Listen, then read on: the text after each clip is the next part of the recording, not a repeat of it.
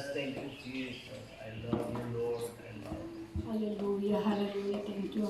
Thank you sa napakabuti ang Panginoon. Napakasarap yung kanyang presensya sa bawat isa sa atin. God, tayo na po ay dadako sa ating testimony. Binibigay ko na po sa ating testimony leader si Sister Jovita.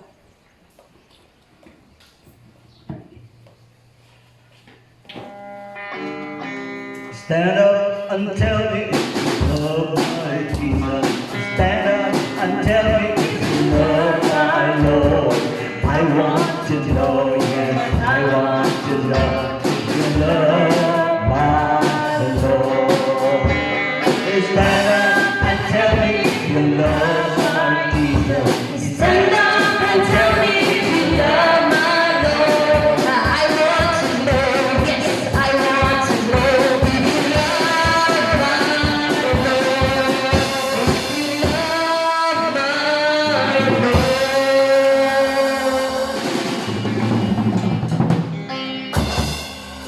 Praise God, hallelujah. God is good. All the time, God is good. Sa umagang ito, mga kapatid, ay dumako naman tayo sa isang parte sa ating pananambahan, sa ating testimony na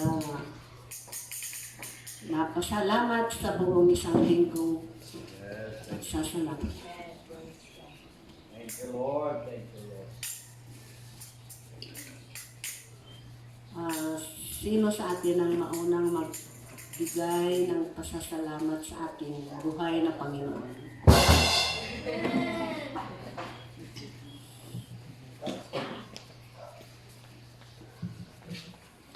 Salamat mga kapatid dahil hindi lamang natin na nakarang linggo kapiling ang ating bisita. Amen. Kasama naman natin ngayon sa pananambahan, Christian time. Nagdadala natin puso, at least nakagising ng maaga si Tantang. Kasama rin natin. Medyo alam ko mga kapatid na talagang gamitin din ang Panginoon ng bata nito. Dahil mula bata, talagang kumbaga sa ano nga, sabi nga doon sa Deuteronomy, kapag ang salita ng Diyos ay may punla, may tanim sa puso ng tao, talagang sabi ni Solomon, we will not depart from it. Kaya salamat sa ating Panginoon. Maraming liban ngayon, iwan ko kung anong dahilan kung bakit wala sila. Kaya pa man mga kapatid, salamat sa ating Panginoon dahil hindi naman tayo iniwan ng Panginoon, kasama naman natin ang kanyang presensya. Kaya salamat sa araw na ito, maging sa mga nagdaang mga araw, ay talagang kanyang proteksyon at ganyan ang kanyang binibigay na kagalakan sa ating puso, inspiration, talagang kumbaga sa habang pumapatak ang araw mga kapatid, hindi ko maunawaan ang aking feelings dahil meron talagang nalagin ng Panginoon sa ating buhay. Kaya yan po ang aking excitement sa paglilingkod sa Panginoon dahil bawat linggo mga kapatid mayroon tayong tinatawag expectation. Kaya tanging sa Diyos lamang. Amen. Ako rin nagpapasalamat din ako sa ating buhay na Panginoon.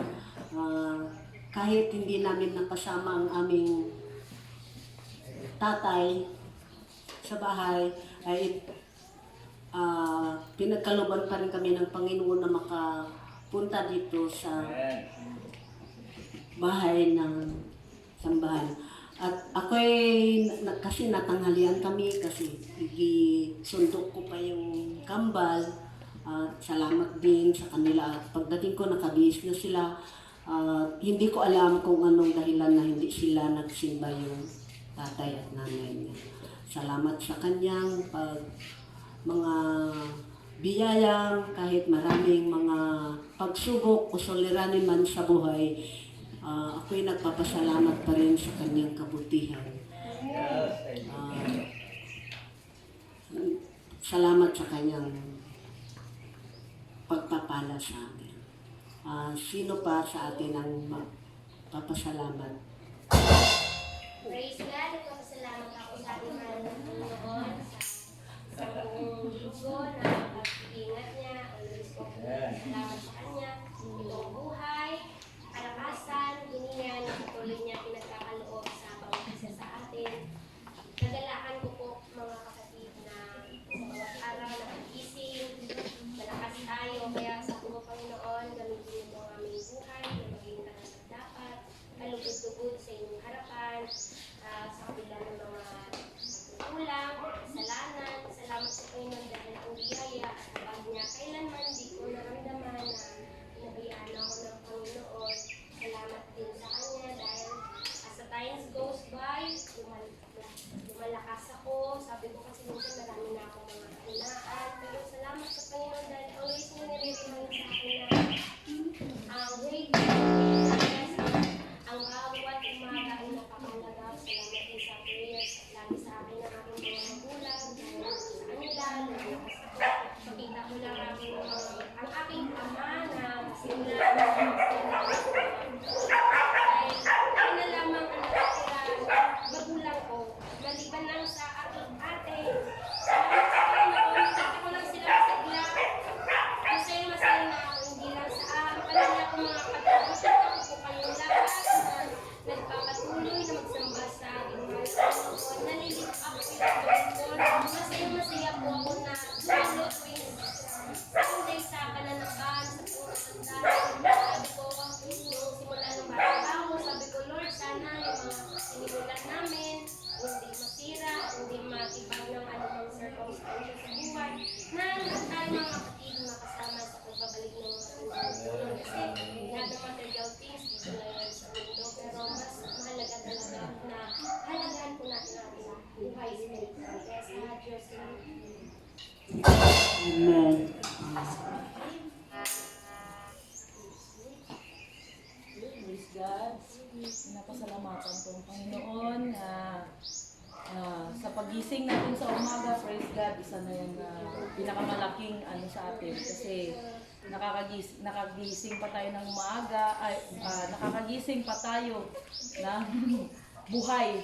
Kasi ang pinaka-importante sa lahat, kahit nandyan yan, kung wala na yung buhay mo, why not? Kumbaga pa, ang buhay ang buhay na binigay ng Panginoon yan, ang pinaka-importante din sa lahat-lahat.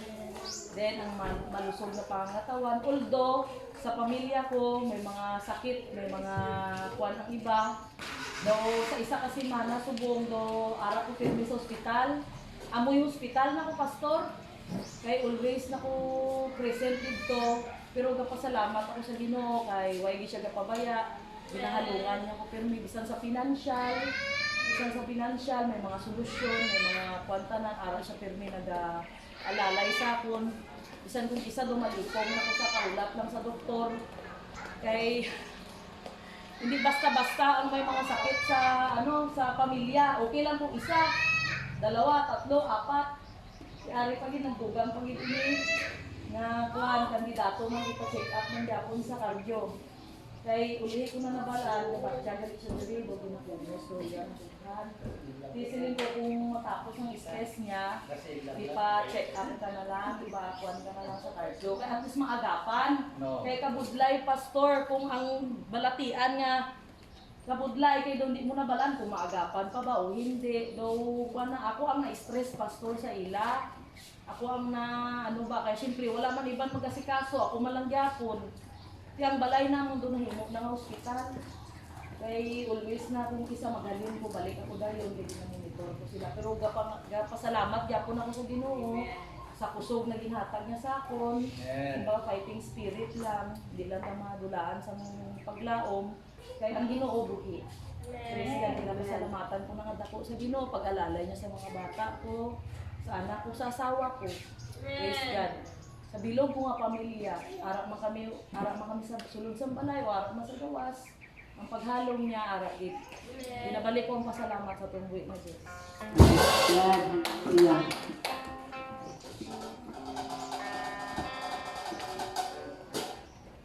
Sino pa sa ating mga kapatid?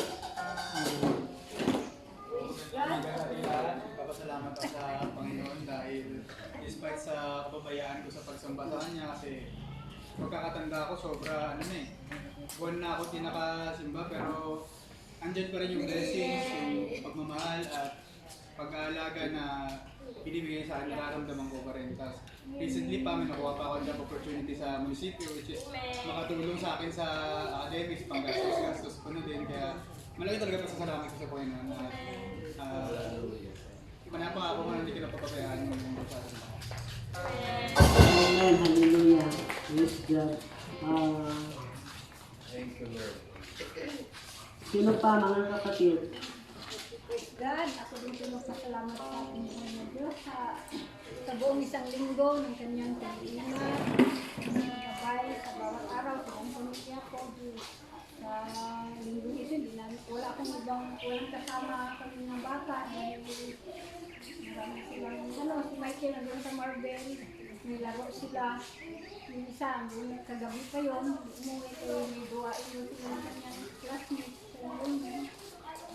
Ganun pa man, napakabuti ang Panginoon dahil sa kanyang patuloy na pag-iingat sa kabila ng hindi naman tayo perfecto, pero ang Panginoon, ang kanyang presensya ay nariyan para ingatan ang kanyang mga anak. Kaya nagpapasalamat ako ng malaki dahil sa pag-provide sa pang-araw-araw. Still survive pa rin sa lahat ng pangangailangan. Dahil ang ating best provider, ang Panginoon naman Hindi naman tayo pwede na humingi sa tao, kundi sa Diyos talaga. Kaya nagpasalamat ako dahil parang hindi tayo mawala ng pag-asa. Mayroon tayong malaking pag-asa habang malakas pa tayo. May lakas pa tayong binibigay ng ating Panginoon. Kaya tinataas ko ang kanyang sangalan. Kaya kapurihan. Hallelujah. Thank you, Lord. Habang buhay. May pag-asa. Hallelujah. Isa sa ko rin ay magpasalamat sa buhay ng Panginoon. Dahil sa kanyang kabutihan lalo na sa aming buhay. Kung bilangin mo lang ang blessing ng Panginoon na binibigay niya, kung i-counting mo lang, every morning, malaking blessing na yan. Every morning, sa lahat ng oras, malaking blessing sa Panginoon ay binibigyan ng kalakasan, maging sa kaisipan. So yun ang lagi kong inano sa Panginoon. So balik naman tayo doon sa aking kasabayan, wisdom at knowledge. So kailangan talaga, wisdom, pinasalamatan sa Panginoon dahil ano man nating kahiligan sa Kanya, nandiyan na. Nandiyan na. Ang atin lang, dagdagan natin ang panampalataya sa Panginoon. Kumbaga may bargaining pa. May hiningi tayo pero kailangan din may counterpart din tayo sa Panginoon sa kanyang blessing na ibigay sa atin. So, ito nga papulit-pulit ko sa first life, hindi ko yan gustuhan. So marami akong napasa na kuwan. So salamat sa Panginoon dahil siya rin na nag-guide. Kaya marami din akong hiningi sa Panginoon, Lord, bigyan mo ko ng trabaho na hindi masyado may stress yung katawan ko. So, kaya pag doon ko sabi na ang blessing ng Panginoon, nandyan lang pala sa palikod. Kailangan lang ma-appreciate mo ang kabutihan ng Panginoon Diyos. Dahil hanggang na na pag-himay ko, kay sa pisina ngayon, wala nang ibang kwan. Parang pinagkatiwala na sa amin lahat. Lahat ng transaction sa pisina, pinagkatiwala sa amin. Kaya sabi ko, doon ko na naman si Pastor Athena, nung buhay pa yun, palagi lang yung magsama. Hayaan mo magsama. Doon ko na realize, hayaan mo magsama. So hanggang ngayon, so ang kabila, parang na-iris ng nila. Lahat sila, bibili nila wala ng collection pa ba. Lahat sila. Kaya sabi ko, ang ano talaga ng Panginoon, yung pagpakumbaba ng Pastor Athena.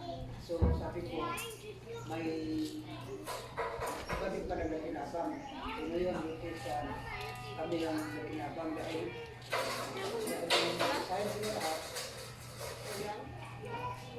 Lahat na sila nag-resign. Sa tumigalaw ulit, paano na yung mga tao? Sino pupuntaan siya? Pagdating naman ng ayun, officer, diniretso na sa kanya. Dito na, ma'am, kayo na bahala dito. May kailangan kayo, tawag kayo kung kuwan. Lahat ng transaksyon.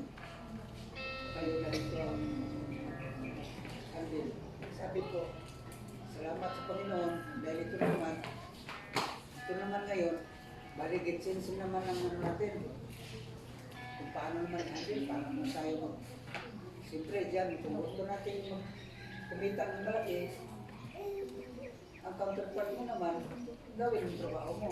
Hindi pwede na sahuran ka na wala kang trabaho.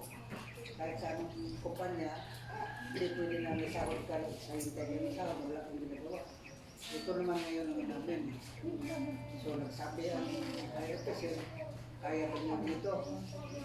Ako na mismo nagsabi sa kanila na kung putahan mo kami ma'am, hindi ako mga po.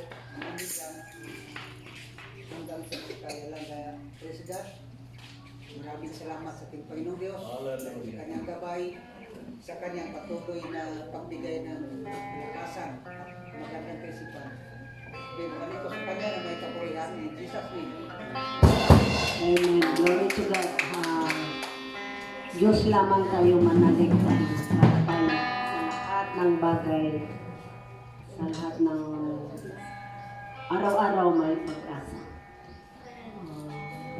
Sa lahat ng mga kapatid, so kung wala na, bibigay ko na sa ating MC.